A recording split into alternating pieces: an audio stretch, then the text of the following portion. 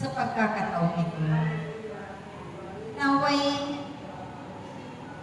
ating isapuso ang lahat ng mga aral ng Diyos sa araw-araw nating mga buhay. Ito man ay ating napapakinggan, ito man ay ating nababasa. Ang ibig lamang ng Diyos na tayong kanyang mga anak ay isa pamuhay ang lahat ng kanyang mga aral ayon sa kanyang kalooban. At ito ang magiging daan upang ang ating mga suliranin, mga pagsubok sa buhay ay ating mapagpapagalan sa pamamagitan ng ating matibay na pananalig at itiwala at pananampalataya sa Kanya magpakailanman. Tayo ay inatasan ng Diyos ng mga tungkulin. Ito'y ipanalangin lagi natin at hingin ang Kanyang gabay at patnubay pangunguna sa araw-araw nating mga buhay. At tayo ang magiging daan ng kaligtasan ng ating kapwa, magiging daan upang sila man ay hanapin ang paghahari ng Diyos magpakailanman sa kanilang mga buhay.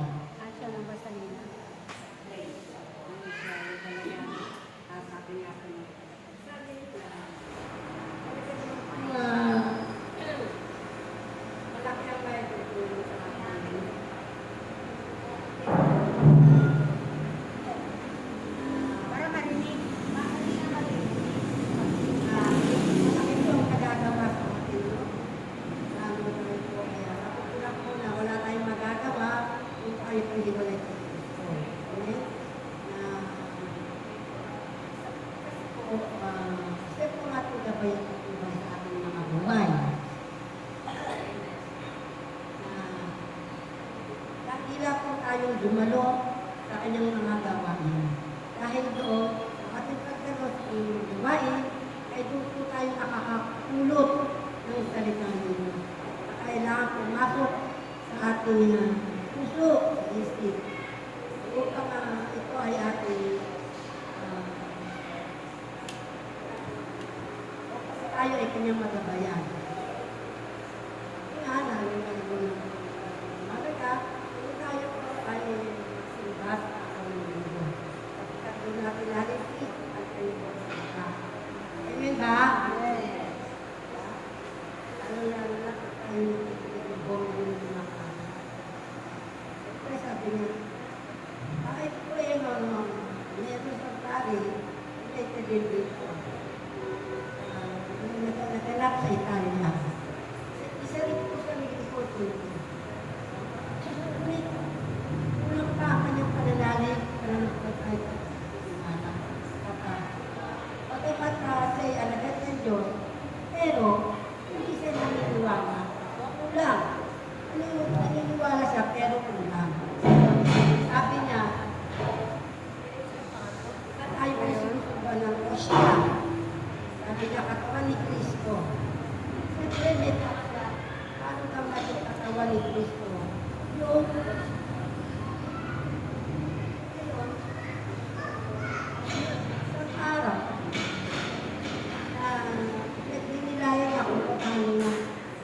hindi niya talagang maisip sa kanyang paano naging katawan ni Kristo.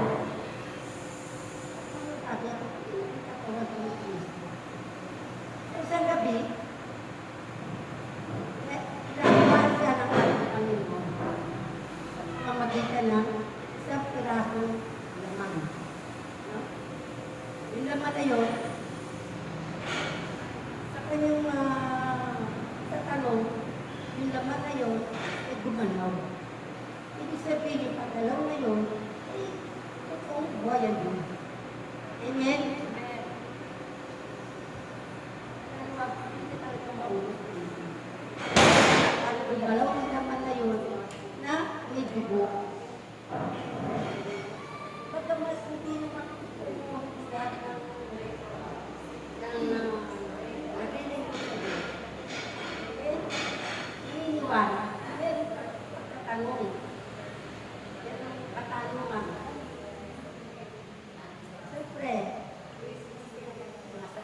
na ang naging katawan ni Kristo. Paano po naging katawan ni Kristo?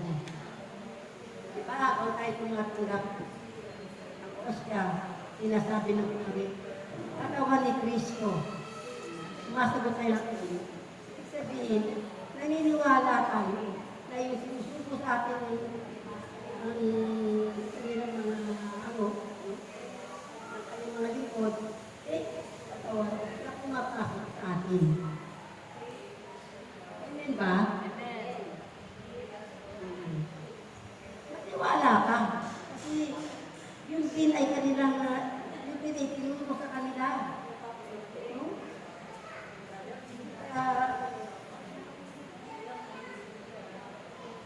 Kaya nung isang gabi yun, nagpakita sa kanya sa pamamagitan ng pagkaso naman na may dugo. At yung yan ay sinasabi ng pagkaso. Ito ay sinasabi ng Padre, ito ay inumin. Tanggapin ninyo ito. Sabi ng Padre, tanggapin ninyo ito. Ito ay dugo ng ating Panginoon. At ang kosta ay isimbolo ng katawan ni Kristo. Amen? So naniniwala ko kayo doon. Amen. Palakpakan natin ang katawan ni Kristo. Pinag-aralan nila yun eh. Pinag-aralan nila ni at sila'y naniwala. Bukod tangi lang kung salita mo kung nataga-Italia. Italiano eh. Italia. Gulat siya, bakit sa kapiraso ng laman na yun, gumalaw. Ibig sabihin, maniwala ka.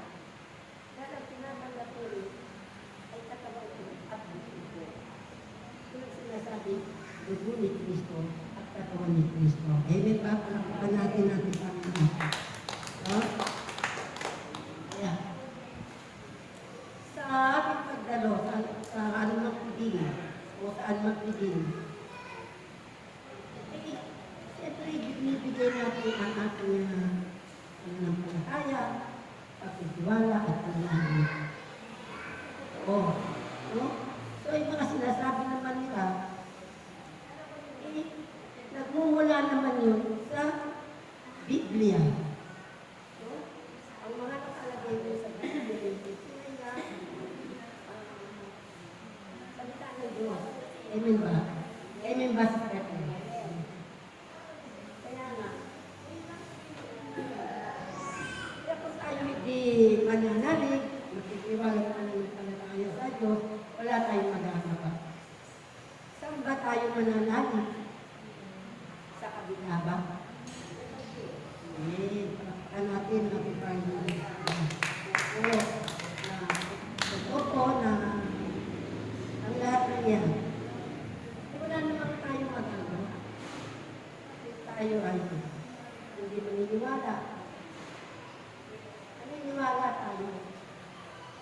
Kaya na, lahat ng ano ay merong pagsubok. Kung sa mga pagsubok na yan, mga kapatid, ay kailangan paghawakan natin. Sapagkat sa ating pagtitiwala, sa ating Diyos na buhay, ito'y magbibigay sa atin ng kasagutan. Amen ba? Sa lahat naman ng nangyayari sa ating buhay, lalo na kung tayo dumadaan sa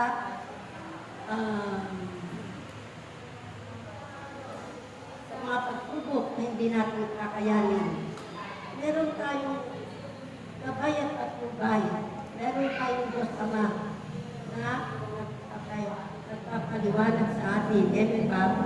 Kasi hindi natin makakayanan yan mga kapatid kung hindi tayo mananalig at mananalig. Tandaan natin, mga kapatid, na kung tayo ay hindi natin pangahawakan ang salita ng Diyos. Gano'n man. Kasi, tingnan ninyo mayaman ka man. Pasok mo man sa malaking ospital, mga espesyalista. Hindi natin magagawa yan. Kahit espesyalista sila din ay gumagamit. Sila din ay nananalig. Sumasampal ay pagtitiwala sa Diyos. No?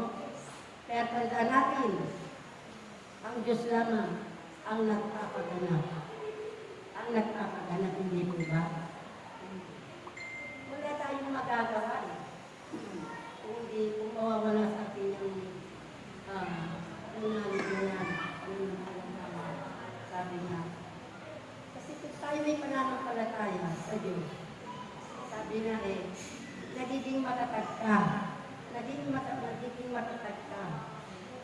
Pero kung wala ka pananampalataya na kapatid sa Diyos, kahit ano man ang gawin mo, sabi nga istorya, mayaman siya doon. Sabi niya, kasi ito, medyo may pagka-ganon, no? May pagka-hayon siya. Kung nagkataon na yung magulang niya nagkasakit, sabi niya, so tumawag sa Panginoon, sabi niya, Lord, sabi niya, uubusin ko ang aking kayamanan, gagawin ko hagdan, patungo sa'yo. No? Pagalingin mo lamang ang aking magulang. Ganyan ba? Ibig sabihin, gano'n man katayog ang tao na nun. Kumbaga, yumukod din siya. No? Yumukod din siya sa ating Panginoon. Nakikita ninyo mga kapatid, ang kawayan. Diba? Mahabang kawayan. Pero pagdating sa dulo, yumuyo mo. Ibig sabihin, di ba? Naniniwala kayo doon? Naniniwala ako doon eh. Kasi ito naman, hindi niya maaabot ang kalamitan. Hindi. Sa kanya sinabi na yon na bibigyan niya lahat ang kayamanan niya. Gagawin niyang hagdan para makarating niya sa langit at makakinggan ng ating Panginoon. Dahil sa kanyang pakumbaba, no? Gumaling ang magulang niya. Diba? Ito yun mga kapatid. Kung tayo ay magpapatuloy, gaano ka man kayaman kapatid, kung wala kang pagpakumbaba, pag-ibig sa Diyos, wala na. Kaya sabi nga, na kahit man tayo ay maglingkod, araw man at gabi, kung walang pag-ibig, wala rin. Wala rin po kabuluhan. Naniniwala kayo doon, mga kapatid? Lakpan natin ang ating Panginoon. Yun na nga, mga kapatid. Siguro, hindi naman nalilingid sa inyo ang aking kapayuan. No? Ako'y sinusubok ng Diyos. Kung paano ako nagiging matatag sa aking buhay. Diba, nung nakarambing ko, nandito ako. Pero dumating ito, bakit ako pinipigilan? Dapat yung Lunes, kapag cardio na po ako. Pero naman nagkaroon ng hadlang. Hindi ko niya. Pero natatagparin ako. Di ba sabi nga ng Diyos na tumatag ka lamang, gumawa ka lang sa akin. Hindi siya nagpapagawa. At yun ang pinagawa ko.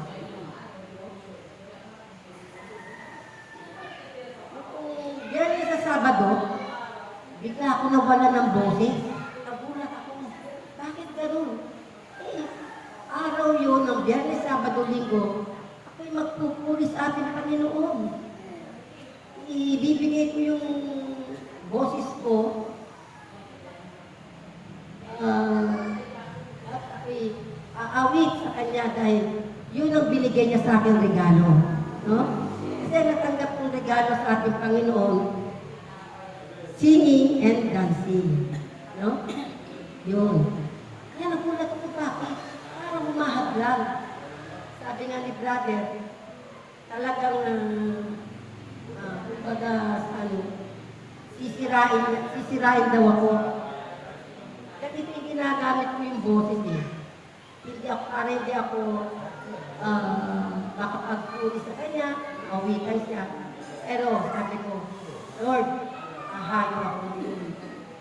Aawitan. binigay mo regalo sa akin. Di ba? Amen ba? Malakita natin natin Panginoon sa Diyos. Kaya tinitingnan ko kanina, kaya sabi ko kay Sister Minda, Sister Minda, no? Pero awa naman ng Diyos, nagapalang ko ang buhay ko. Ibig sabihin, nagtagumpay ako. Hindi siya nanalo, diba? Hindi siya nanalo.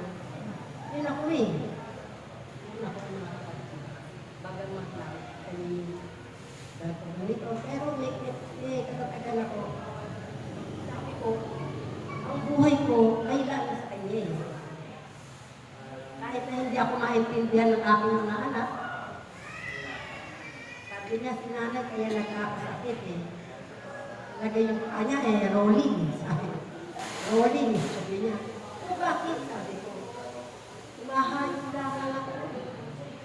Kung saan ako, lang ako, nakikita niyo ba lumilipat ako sa makakabahay para makisip. Hindi ako ng anak.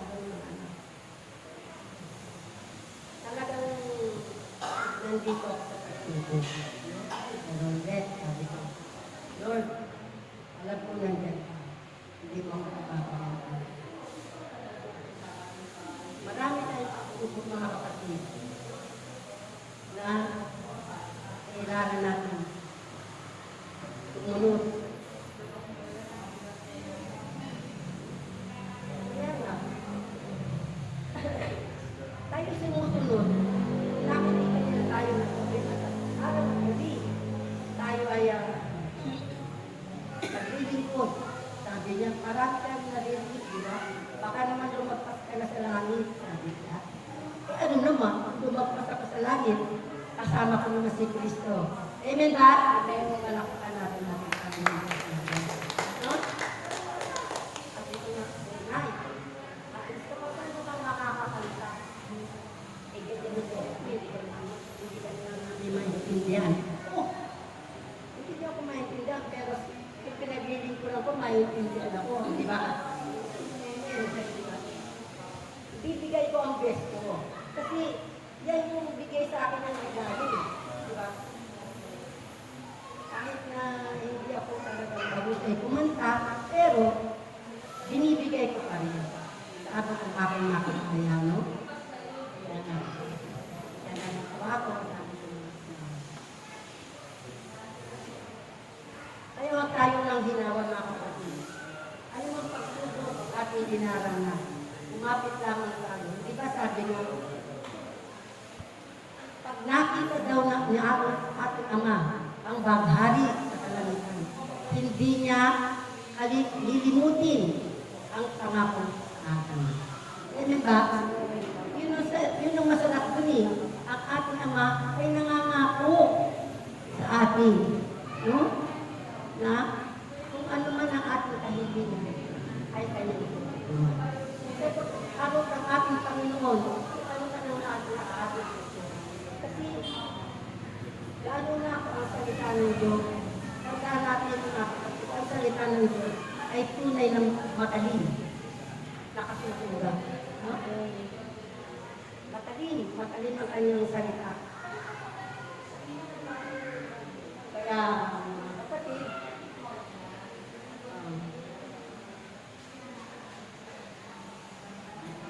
siguro po ang nakapagdigil na ako ng konti, no? Ang related din sa dugo at laman. Kasi yan, magbibigay buhay. Di ba? Gusto niyo bang mabuhay? Siyempre. Kaya pangawakan natin ang salita ng Diyos. No? Hindi lang daw sa pinapay ng buhay ng tao, kundi sa salita ng Diyos. Amen ba? Hawakan natin Panginoon. Kapag sabi nga ng ating Panginoon Kristo, ako ang lahat. Ang lahat, ang katotohanan, at ang buhay na nagbibigay buhay. Pwede ba?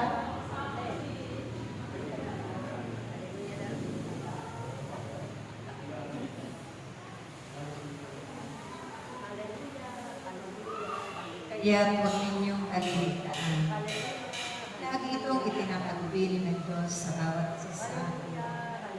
Napakatatandaan natin mga bagay na mahalaga, kahalagahan ito, pakaiingatan, at ganapin ng buong puso, buong pag-ibig at buong kagalakan upang ang dalampala ng Diyos ay sumaatin.